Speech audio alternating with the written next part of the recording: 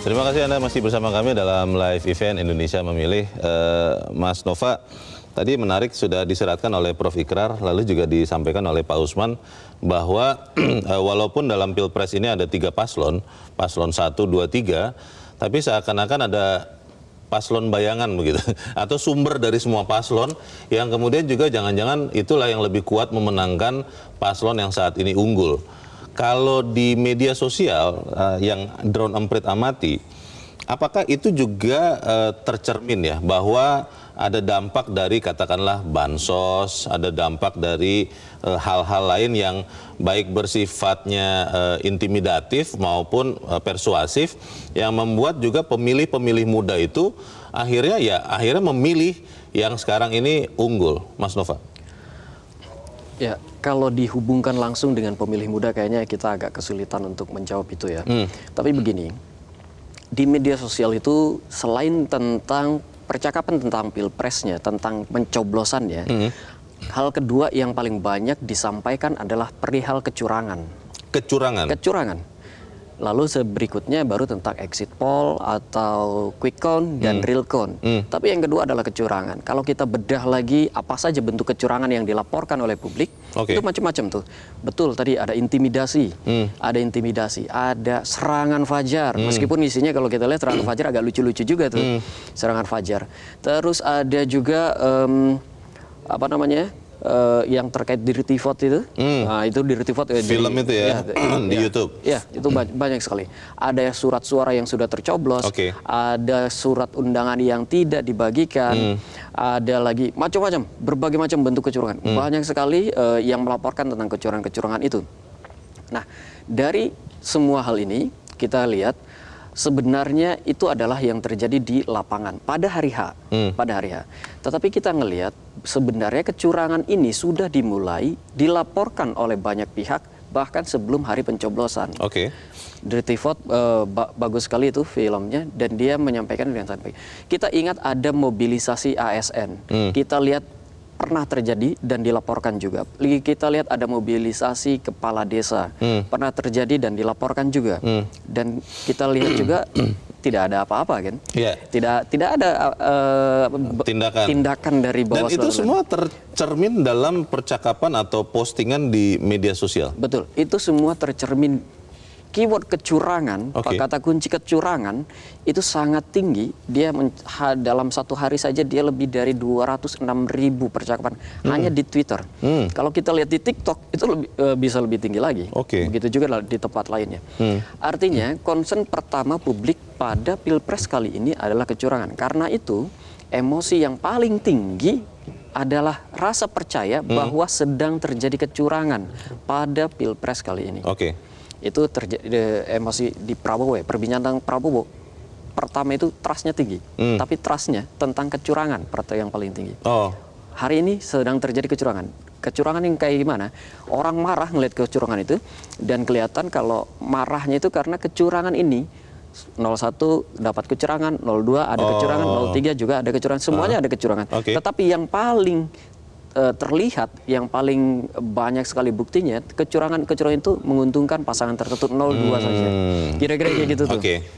Nah itulah sebenarnya yang paling banyak dirasakan oleh publik di media sosial terkait pemilu hari ini. Terima kasih Mas Nova. Pak Usman, kalau bicara quick count dan real count, itu sejauh ini yang Forum Rektor PTMA lihat kan sekarang masih atau sudah selesai tadi dihitung? Yang quick count Pilpres selesai, yang quick count Pileg ya. Pileg yang masih berlangsung. Nah, masih dihitung. Itu akan ada terjadi kemungkinan seperti 2019 tidak, bahwa ada 2 hasil yang berbeda sama sekali? Tadi saya sudah katakan di awal bahwa metodologi survei dimanapun sama ya standarnya, tergantung siapa yang menggunakan metodologi itu. Kalau di 2019 memang sudah terbukti bahwa ada lembaga survei yang memang sudah dipecat kalau tidak salah ya dari asosiasi karena dia menggelembungkan hasil quick count-nya. Memang curang ya? Ya betul. Maka di forum rektor kita jaga betul integritas itu. Karena kita kan tadi sudah mengedepankan baik akhlak berbangsa, akhlak bersurvei juga gitu. Oke. Ya, Sehingga kan kita bisa juga mengeksklud data yang masuk digelembungkan. Kita dapati. Misalnya paslon 2 digelembungkan menjadi 2000. Itu akan terpental dengan sendirinya. Kita punya sistem satu TPS kan 300 ya Mas Leonard. Kalau begitu dia isi 500, udah nggak logik. Maka itu terpental dengan sendirinya. Jadi ada kontrol isi, kontrol angka, dan kontrol wawancara. Jadi tidak sembarangan, integritas itu jaga. Sehingga kalau ada kemungkinan, pertanyaan Mas Leonard bahwa apakah ada kemungkinan bisa berbeda, kalau dia metodologi surveinya memang ajak ya, disiplin metodologi, tidak akan berbeda, hanya berbeda selisih, sedikit saja. Gitu.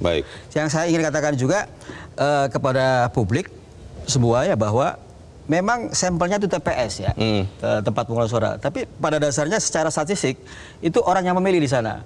Kalau survei elektabilitas atau exit poll kan masih pendapat.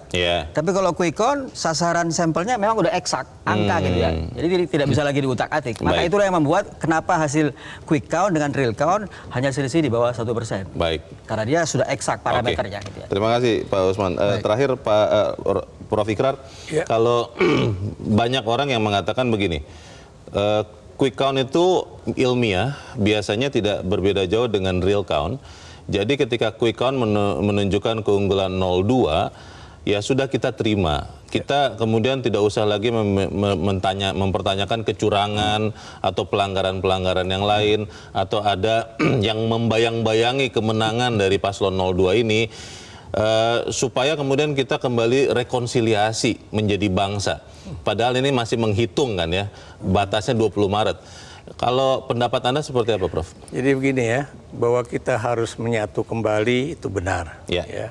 Bahwa kita adalah satu bangsa itu benar. Kita adalah suatu kita semua orang Indonesia itu adalah satu nusa, satu bangsa, satu bahasa ya. Itu sesuai dengan Sumpah Pemuda kita. Betul. Tapi audit tentang pemilihan umum, pelaksanaan pemilihan umum, terus kemudian audit anggaran pemerintah selama proses pemilihan umum harus tetap dilaksanakan. Kenapa?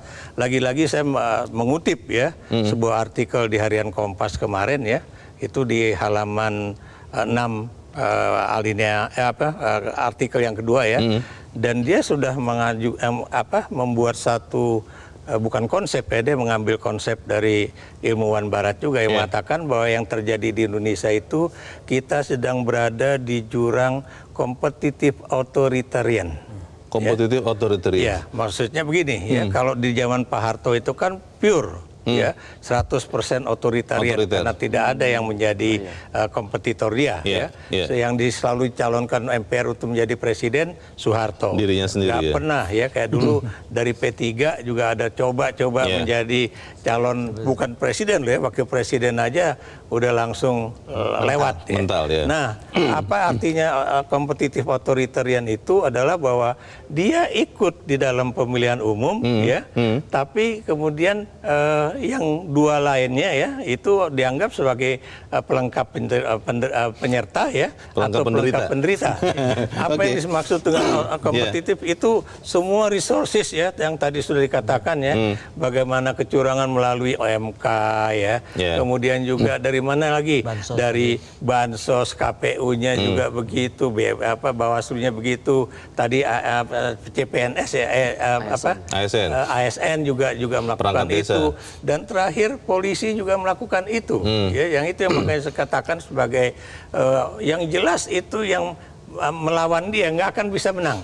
Nah, yang takutnya kalau ini menjadi presiden buruk untuk pemilu 5 tahunan ke depan, itu akan sulit bangsa ini akan bisa menemukan sebuah sistem demokrasi yang terbaik buat Indonesia, dan juga bisa menemukan siapa yang paling tepat untuk menjadi pemimpin dari sebuah bangsa yang majemuk dan besar ini. Jadi demokrasi ini memang benar-benar harus substantif ya, Prof, ya, bukan hanya prosedural saja. Betul. Baik, kita tunggu nanti sama-sama hasil dari Pilpres dan Pileg di 2024 ini. Terima kasih Profesor Ikrar Nusa Bakti, Pak Usman Abdali Watik, dan Mas Nova Mujahid. Jelajahi cara baru mendapatkan informasi. Download Metro TV Extend sekarang.